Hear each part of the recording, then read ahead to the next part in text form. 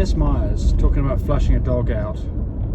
Took me 3 hours after the dog's made it hooked up before I was able to get the stuff to flush her. Yeah, the longer you leave it, the less likely is this to work. And then you're asking whether or not you can do it again tomorrow. I think you're too late at that point. I think that if you're going to get any good out of this, you've already got it. Chen Yao, is an anal prolapse hereditary or not? No, probably not. I think most of the time when I've seen this, which is not a lot, it's been because the dog has got some kind of irritant, worms, something like that that's causing it stomach, causing it intestinal problems, and then it's straining, and that causes the prolapse. And you fix that, it goes away.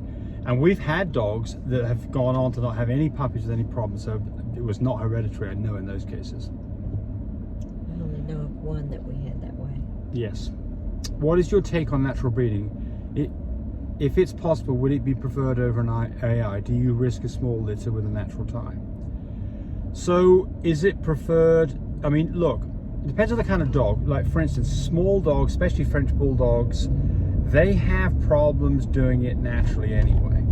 And so it's definitely preferred that you do an AI in those situations, because if you don't, they may just be struggling trying to get the job done. The male may fail and basically produce semen that dumps out on the ground, doesn't get the dog pregnant. They can hurt each other, they can get exhausted. So is a natural tie preferred? I mean, they're both fine. It's just the mechanics of physically getting the dogs hooked up.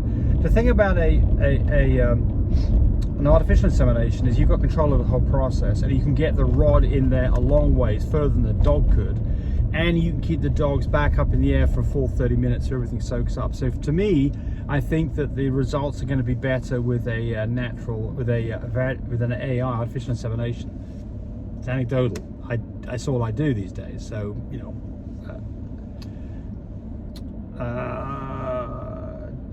let's see. Digital media from Brazil. I'm from Brazil. Oh, you're talking about doing an ear hematoma. I need courage to do the procedure. No, you don't. It's really simple. You're not going to hurt the dog. Do you need a syringe? No, you don't. All you got to do is stick the needle up there at the bottom part, and then let everything squeeze it, and it'll all come out through the needle onto the ground. Is it important to apply the bandage? Yes. Very important. Very important, isn't it, Tammy? If you don't put the bandage in there, it just fills back up with blood. Shake it again. And shake it. It's going to go. Yep, and fill up with blood again. So you've got to put the compression on the ear against some cylindrical object to make this work. Do you need a protective collar? Only if the dog is trying to get to his ear and muck around with his ear.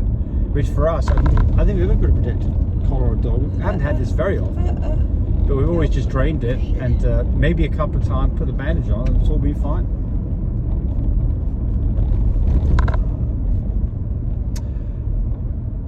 Marianne Frenches. Hi James, I want to ask a question since there's discussion on Facebook.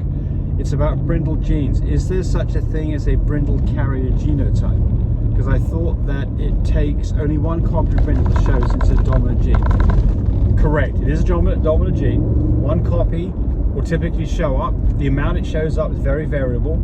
Sometimes the dog can be completely obvious. And by the way, you typically don't see the brindle gene being expressed until dogs are 4, 5, 6, 7 weeks old, and it gets progressively more brindle. So you can have a puppy and you look it up, there's no brindle there, and it's a week old.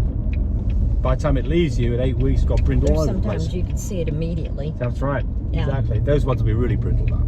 Yeah. So a single copy there's a couple of genes that are dominant as far as color, meaning you only have to have one copy for it to be expressed. And that would be merle and brindle. And they're kind of interesting because they're kind of in that same family of colorations.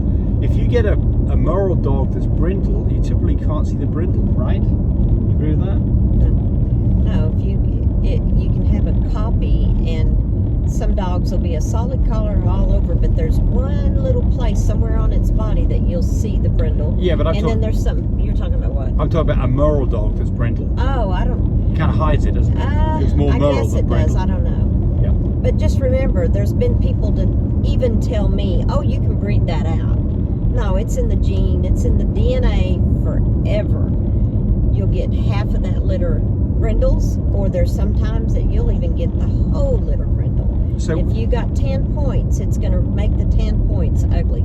That's why we don't have it, because we're so high up in our 10 points. Yeah, so we repeat this so much over and over again till it's ridiculous. no, but it's a fair question. So, no, but I mean, it's said all the time. But to kind of go over this one time, just so the answer is there shouldn't really be a discussion about this because it's really obvious. There's no ifs, ands, or no interpretation. Brindle is a dominant gene. A single copy can express itself and typically will.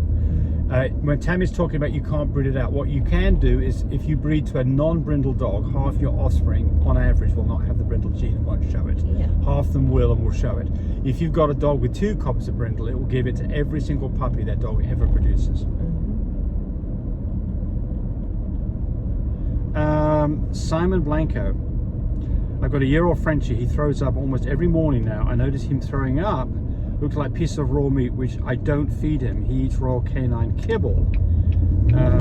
He doesn't look sick or be in pain. What can it be? Well, look, if he's throwing stuff up, he is throwing up the kibble. He's not throwing up pieces of his insides. If he was, he'd be in terrible trouble.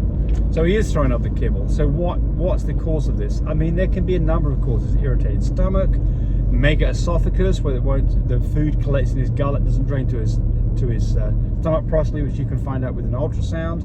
I would start off by feeding less food more frequently. If you're feeding him once a day, feed him twice a day. If you feed him twice a day, feed him 4 times a day, and see if that helps the situation. And then if that doesn't, you could try changing diet. That might help. If you were on a dry diet, you might try more of a wet diet. And if none of that helps, I think it's time to go talk to a specialist.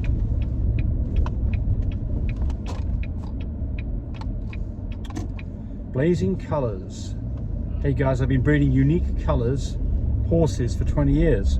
One thing I've struggled with is people calling pink-skinned horses with blue eyes albinos. This is untrue and a myth. Albinos do not exist in horses. An albino in any breed must have red eyes. The horses will have blue eyes and pink skin around their eyes as double creams. Tammy is right that many use a sunshade over their eyes or face to protect them from sunburns. I would think that the pink gene it's not albino unless they've got red eyes. Okay, so yeah, I mean that's true. The red eyes, yeah. Yeah, so I think if you got a pink with red eyes, it's an albino. I think that's right. So now this is a comment based on the thing that we talked about the pinks. We don't know much about pinks, so we're not the people. That's why we asked for anybody else that knows anything about it. And there it is. But I know a little something about horses because I used to have horses. Yes. I miss them. We had horses. You've had horses since you were what? 12 years old? Yeah, at least. And I've had horses since I met you. Yeah. Until I started getting thrown off the horses. From a mini horse. Oh yeah, well I was thinking, I did get thrown off by a mini horse. Yeah. Well no, kind of got thrown off. I got thrown off by a big horse though, kicked me in the head. That about broke me. Here's the problem with horses is there's nothing. I never was thrown off. Yeah. Well, is there such thing as a bulletproof horse? No. Yeah, that's the problem, isn't it? I don't know. The older horses are pretty much bulletproof. Yep, trail riding horses. 25 and 30-year-old, there's some bulletproof right there. Yeah, probably right. But it's still, I think about the time when we were sitting out one time talking to somebody by the fence, and then a plastic bag. Oh yeah. Just blew. Well. 10 foot, and that horse went straight through a vinyl fence. It just bust right through it. And they've been living in that area for years. Well, there's also fish in the water in the creek there that flipped out, and that horse. That's another time, wasn't it? We had a bait. Yeah. There's somebody who'd been seining one of our creeks. Yeah. And he had a couple of fish in a kind of an open bucket thing, and one of those fish just jumped. The fish probably wasn't an inch long. One of those fish jumped, and the horse just blew up. It was gonna eat him alive. Blew up. Nobody was on his back. It's only been on his back. You have to be pretty damn good to stay on that horse. You would have been on. I wouldn't have stayed on the horse. So there you go. But any horses, I love them. I love their smell. Oh, I love to watch them. They're just wonderful to watch. They are, aren't they? They're great. They're creatures. relaxing. They're great creatures. Yeah. Yeah. There we go. There's 10 minutes of your time. Thanks for watching the video. I hope you got some good information out of it. I hope you subscribe to our channel. Brought to you by mybreedersupply.com. We've been in business for over 8 years. We manufacture products to help you have successful breedings, successful whelps, and successful puppies. We've introduced a new subscription service, canineconnect.com. It's a 1-year subscription for $129, and for that you get 2-day free shipping on all of your orders. You get 5% off every order that you place, and you get direct access to our support line to help you with products that you buy from us and general questions about breeding your dogs. It's really a great deal. I hope you subscribe to that. Now the disclaimer. I'm not a licensed veterinarian. I'm not a professional health giver, but I am a guy that's been breeding dogs successfully for over 20 years. Any information you get from my videos is purely at your own risk.